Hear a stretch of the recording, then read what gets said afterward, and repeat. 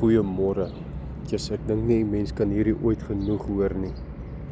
Jy weet, jy kan in 'n kerkdiens sit en sleutels kry en dieselfde woord van God hoor wat ek hoor. En jy kan nou opstaan en jy kan met niks huis toe gaan nie. Ek wil vandag vir jou iets baie belangrik sê.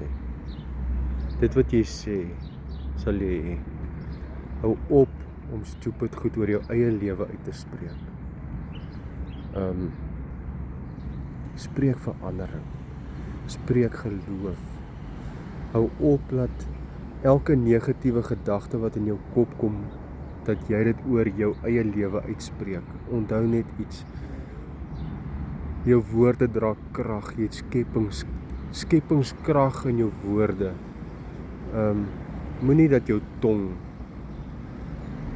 uit die helse vuur aangesteek word nie. Vra God vir geloof.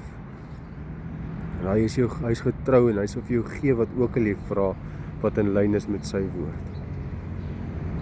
As jy sê ek is 'n Christen en jy's in Jesus Christus, spreek bietjie lewe, spreek bietjie positiwiteit, ongeag van die omstandighede. Die omstandighede moet verander wanneer jy instap, wanneer jy daar is. Die omstandighede moet jou nie verander nie.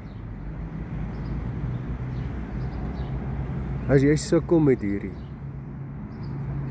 leun dieper in, leun op Jesus. Hy sê, want die wat skuil by hom sal hy nuwe krag gee, man. Hou op so twyfel in jouself, hou op twyfel in alles, want in werklikheid twyfel jy eintlik in die Here, in God. Ons sê, Here, U is my herder, maar is hy regtig jou herder?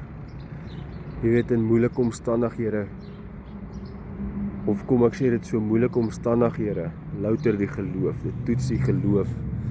Dit wys vir jou as persoon, hoe jou geloof regtig mag lyk, wanneer jy twyfel, wanneer jy val, wanneer jy opstaan. En toch staan jy elke keer op, want die Here gee elke keer nuwe krag. Ek wil jou vandag bemoedig.